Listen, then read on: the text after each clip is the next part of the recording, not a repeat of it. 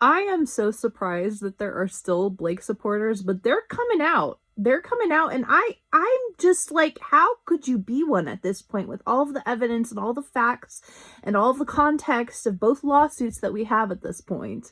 I want to get into like a definitive step-by-step facts-based analysis as to why Blake is in the wrong, but I feel like so many other people have done that and probably have done that better than I ever could. So I feel like I should just link resources because they're there. The facts are there. And for me and what I like to do, I prefer to take these things and analyze them in a more philosophical and intuitive way. Before I said I'm not a facts-based analyst, and I shouldn't have said it that way, because of course I want to base my opinions on the facts, which is what I am doing. I am consuming facts-based investigative journalism. What I really mean is that I don't consider myself an internet sleuth or an investigative journalist. There are people out there who are much better at that. What I like to do and what I have to offer is to philosophize and intuitively analyze these situations and events.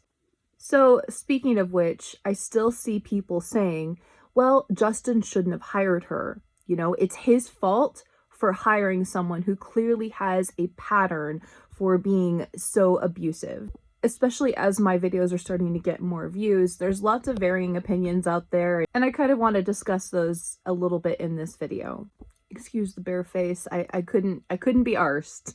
So let's consider, is there any responsibility that we should put on Justin for hiring Blake? Is there any responsibility that in a narcissistic dynamic that we should put on the empath or the victim or whoever the victim is? The problem is that, as we know, narcissists tend to seek out very empathetic people. They also tend to seek out people who are disadvantaged in some way because it's easier to take advantage of them. Whether a person is disadvantaged, lacks privilege in some way, is overly empathetic, of course, it would be victim blaming to say, they just shouldn't have a lack of privilege. They just shouldn't be so empathetic in the world. Is that not the way that we should try to operate in the world? Isn't that the new paradigm that we're hoping for? That we live in a world that is less narcissistic, less selfish, and more focused on empathy and giving people the benefit of the doubt, being, kind to people, operating in the world in such a way that involves empathy. If we're to say that it's all the fault of the empath for being too empathetic and giving people chances that they shouldn't, then we're automatically saying that that paradigm should not work in the world and that the narcissistic paradigm is the one that should persist and is actually the one in the right. I recently got a comment on one of my videos that said basically, you remind me so much of myself when I was still in victim mentality. You need to grow. This is your problem. And I just think that that's really unfair. Something along the lines, if it keeps happening to you, then it's a pattern and it's obviously the problem is you, basically. Congrats, you sound like my narcissistic abuser. That's another tactic that they use, by the way. They turn the entire world against you by their character assassinations and through their reactive abuse, and then say, oh, if everyone has a problem with you, it must be you. You might be the problem. You must be the problem.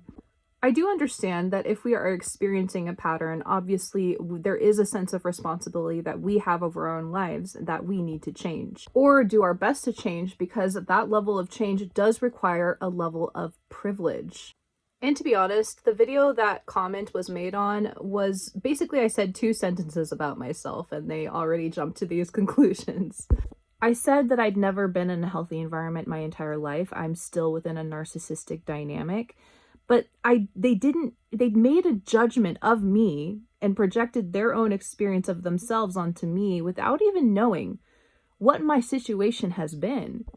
They don't know that I am chronically ill and disabled, literally disabled, not just from, narcissistic abuse, which can cause real illnesses, but also because I have a physical disability. And an aspect of that physical disability was caused by DV. I literally am physically disabled from the extent of the DV that I experienced. The more vulnerable you are in the world attracts all of the narcissists and sociopaths of the world. It's just, from my experience, it's just a fact. And now I'm getting to the point where I'm seeing, especially when I'm really vulnerable, I can kind of see it coming and I'm able to avoid some things. I've recently had several experiences where people were trying to, see me as easy prey, and I was able, thankfully, from my previous experience, to be able to say, no, thank you. There's no such thing as a free lunch. I don't, please don't, I don't need your help. And I'll tell you right now, there's some, people even within professions that you would consider very trustworthy actually often attracts a lot of narcissists. Places like, some therapists, some medical professionals, they're often attracted to these philanthropic positions because it puts them in an automatic power dynamic where they have the power. Not to villainize everyone in that situation, obviously there's lots of great people there too. I want to go into more of my story in the future and what it is that I'm facing, because I do need treatments that I can't afford, and I do need help with that. But that's not something I want to talk about right now on this channel. And like I said before, people who are disabled and underprivileged, narcissists love them because they can get away with abusing them without much consequence in society. My narcissistic abuser, my ex, he was able to abuse me because he knew he had the power to do so. And I think that the best way to know the character of a person, if they have unlimited power for whatever reason, for a long time, I could not leave. I was literally physically dependent on his caregiving. When someone has that power, it reveals who they truly are. And so the relationship that I believe he is in now is never going to know who he really is, because they had a power I never did. They have the power to walk away. And because they have that power, it keeps him in line. I, for a long time, did not have that power, and he fully took advantage of that. What the commenter who said that I'm living within victim mentality does not know is that I had no choice but to come home to my narcissistic family. And while I'm very grateful that I had that opportunity, because the abuse is nowhere on the level that I experienced with my ex, however, it is still an abusive environment. And because I don't have the money or the ability to make money from my disability, that is the choice that I have. That is the cards I have been dealt. I wish I could be independent, but unfortunately, disability, it's really hard for people to get disability in situations where they are disabled. Disability will look for an excuse, and I'm still trying. I'm actually working with an advocate now, but disability will find an excuse to, deny lots of people, as many as they can. The bar is extremely low for what they dismiss. So it is incredibly unfair to say, on one hand, this person, Justin Baldoni, you, Amber Catrone, that's you attracted a narcissistic abuser and you keep attracting narcissistic dynamics. That's your fault. That's your problem.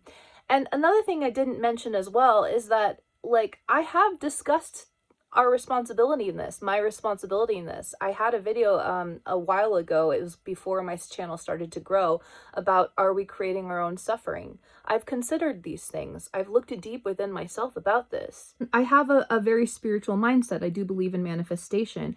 I do think that when we are traumatized, we have a tendency to recreate those dynamics. And I'm doing my best to work on the subconscious blocks so that I can be free as well of narcissistic dynamics. But at the same time, you have to consider, we don't just live in this manifesting mystical world.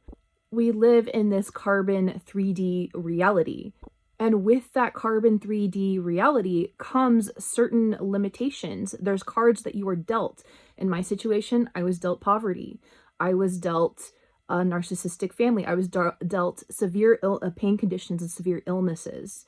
Ones that are actually so bad that if I don't fix something, they will slowly kill me. And they have been slowly killing me for years.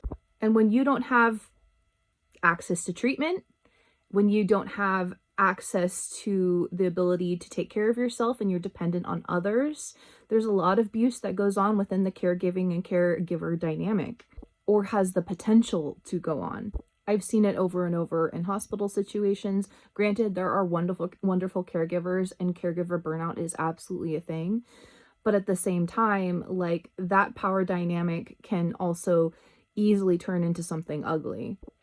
And going back to Justin, I think it is really unfair to blame him and say, he should have never hired Blake. That's his fault for hiring her. It's his responsibility as the director. Yes, and the producer. Yes, it is his responsibility, but you also have to consider these nuances. One of them being is that he's working with another person's work. He worked closely with Colleen Hoover because it is her book and he wants to honor her wishes. And from what I understand, she wanted Blake as Lily Bloom and she wanted him as Ryle. So of course he's going to try and meet her desires for how she wants the book to turn out and who she wants to hire. Also, we should mention that not every, like, Blake Lively and Ryan Reynolds, they were like beloved by the people up until this whole lawsuit. Even though Blake Lively had all these problematic behaviors, like, they were one of Hollywood's golden children, you know, like, they were very loved by the public. Their relationship was idolized by lots of people. It has only been recently, when the public has realized that their true natures, are we going to hold Justin to a standard that we didn't even hold ourselves to in seeing through and to their narcissistic abuse? Sure, it may have been, you know, something that was discussed in Hollywood circles, maybe in a hushed way, but even then, you know, because of their power, oftentimes the victims were likely silenced. I mean, even Kirsty Flaw, for example, only came out about her experience in the whole baby bump interview recently. And someone had a problem with me mentioning her too much. I don't have any affiliation with her or with anyone. I'm just consuming content, and I'm trying to talk about the content I'm consuming. I'm consuming her content. I'm consuming Candace Owens' content. And especially, I want to shout out for sure the Inquirer with an E, that YouTube channel. Her analysis and her investigative journalism and just the way that she has really gotten to the truth of the matter, incredible work. I highly recommend her YouTube channel. In fact, I think hers is my favorite on this entire lawsuit.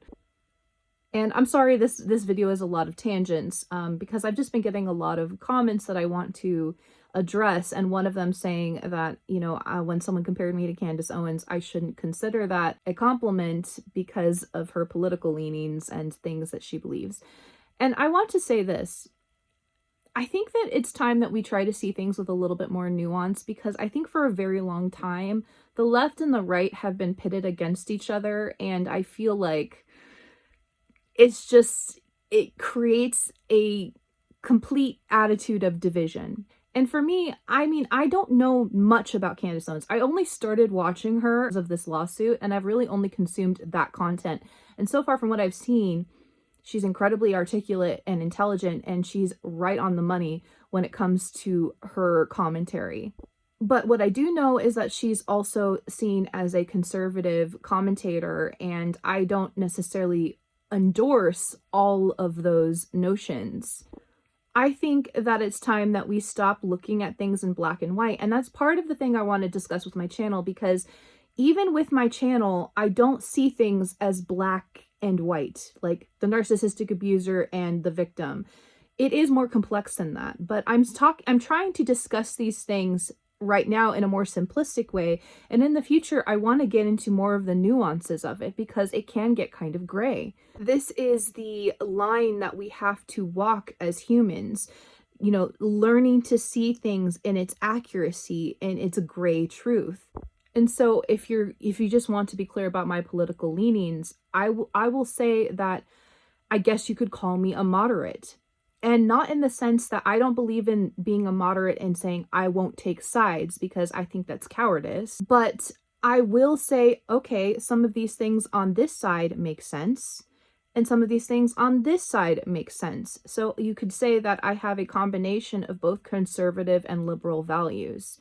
To me, I feel like we're being pushed into this mentally ill society where we're just like supposed to like take one side or the other, when like we're not supposed to even think for ourselves like what we agree with. We have to just agree with everything that one side is saying. Like, one of the things that really bothers me is when people are using their channel and their platform to pander to the left or to the right. I will never do that. You will never catch me pandering. Ex-Patriarch, for example, I believe panders to the left. And I thought Candace Owens pandered to the right. But then when I watched her content about this trial, I was expecting her to just be like, oh, screw the Me Too situation. Like, you know, it's all Blake Lively's fault. And Ryan Reynolds is also the the victim to the woman's narcissism or whatever. But no, she called out she called out Ryan Reynolds as well, and that made me wonder, is she really pandering to the right? Maybe she actually has the ability to be, have some moderate beliefs, and those are the ones that I endorse. Her whole opinions on the lawsuit are what I'm endorsing, not really anything else, because I don't know enough about her. So I want to discuss, going back to this concept of victim mentality. On one hand, we have someone saying, if you share your experience, if you talk about these things, if you're living within this pattern of having experience of narcissism, you're the problem, you're living within victim mentality, you need to grow.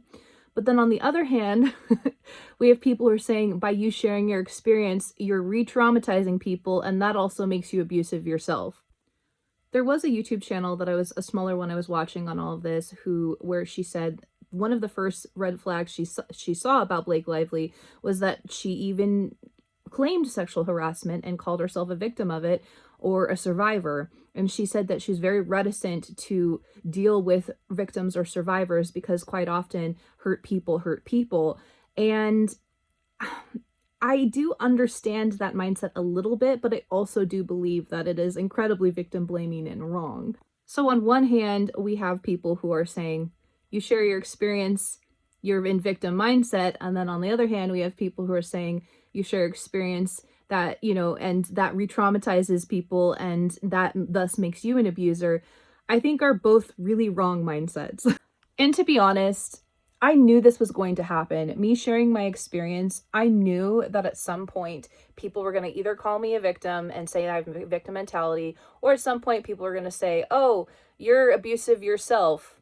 I knew this was going to happen because, like the girl was saying, whenever you get into this, talking about your experience as a victim, it really opens you up to criticism. And I knew that was going to happen. This is why victims are so often silenced, because on one hand, people are like, you're a victim. How did you allow yourself to be taken advantage of like that? That's your fault. Then on the other hand, people are saying, oh, you're the abuser, right? So both of these mindsets are incredibly unfair to those who are speaking out about their experience of abuse and are creating awareness. Victim mentality absolutely is real, but I don't think that just because someone has found themselves in circumstances in life that has consistently victimized them because of the cards that they were given and how much they have to overcome, which for some people is a Herculean task. Imagine being born into a narcissistic family, living in poverty, becoming sick so you couldn't even earn your own money. That's been my experience, but it's also been the experience of many different people around the world. And I speak for those people. And I want to say it's not your fault, but it is your responsibility. It is my responsibility to do my best to pull myself out of that situation. And that is what I'm doing. I'm desperately trying to heal. I'm seeking out whatever therapies I can. And that's another thing.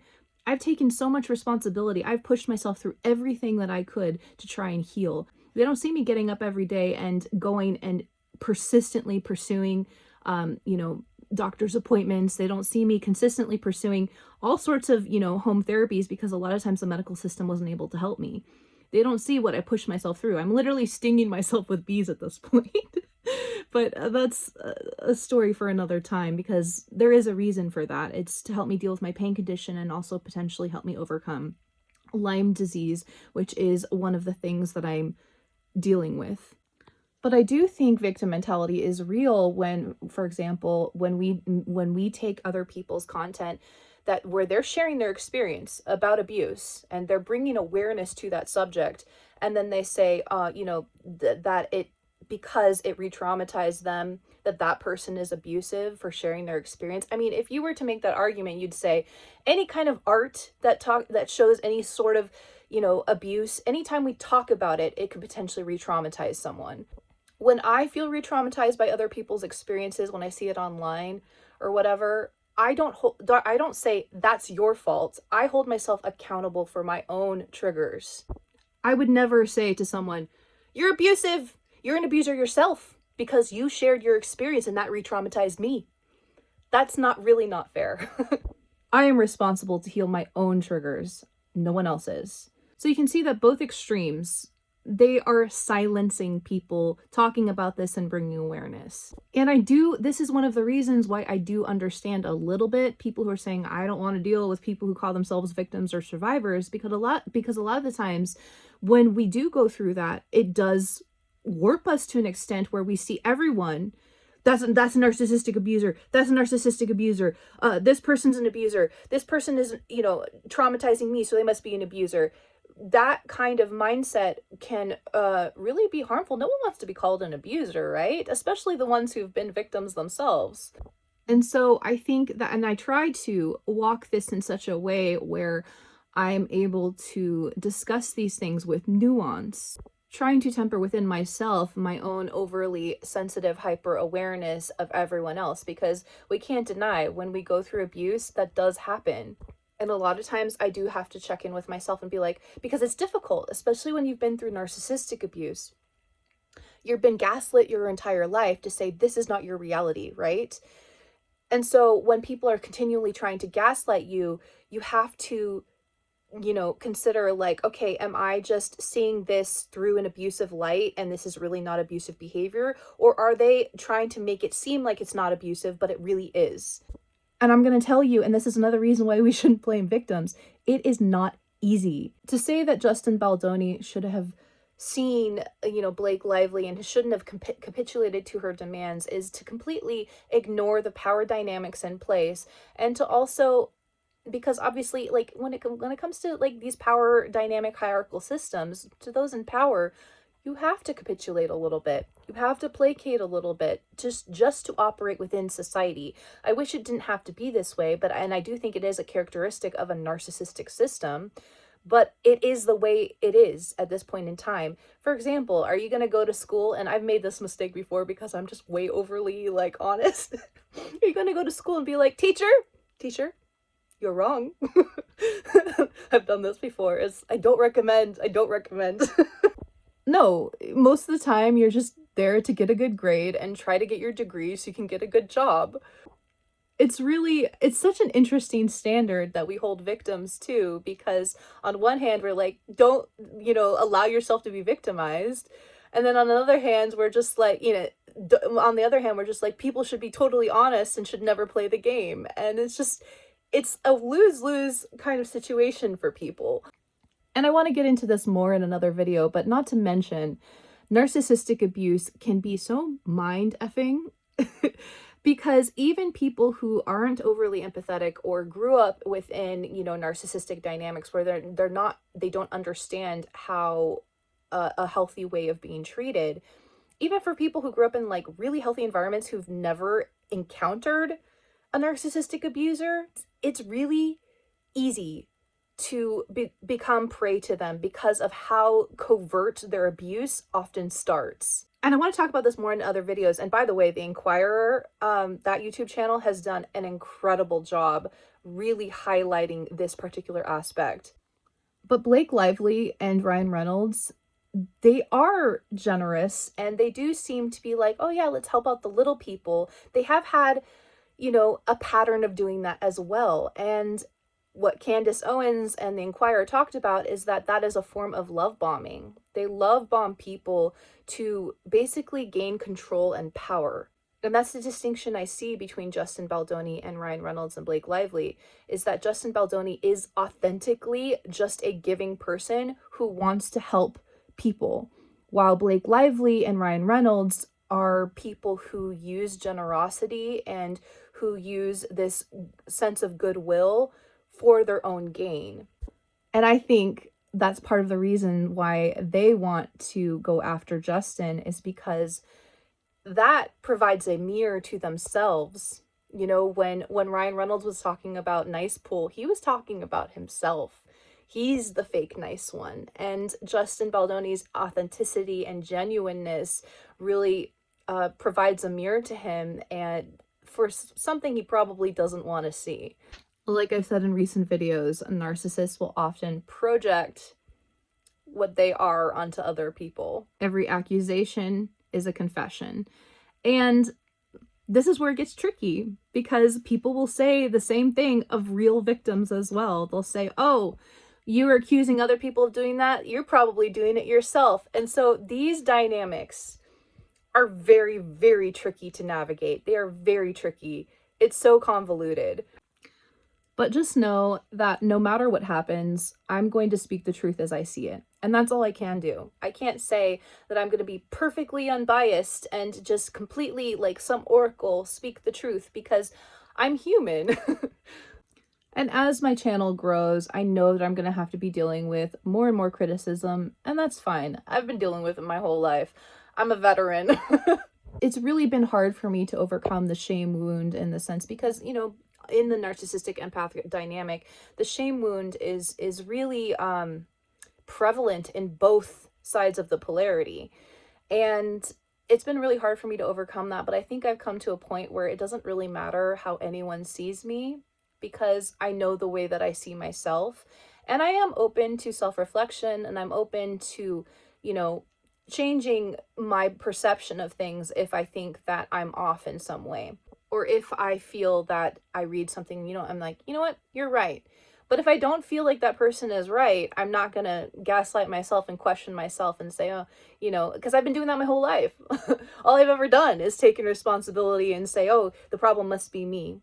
And that's another thing with narcissistic victims is that, you know, telling us that we should take responsibility and it's our fault is nothing new that we've ever heard. And part of growing is not just taking responsibility, because oftentimes victims take too much responsibility. We take responsibility for our own abuse oftentimes, and that's actually just keeps us in that dynamic and also continues to destroy us. And so part of growing is twofold. It's taking responsibility for what we have power over, and only we know that. No one else can tell us what we have power over because they don't know our circumstances and they don't know our lives and what we have to face. And then at the same time, part of growing is also relinquishing the responsibility of the abuse that was not our fault and putting it on the abuser where it belongs.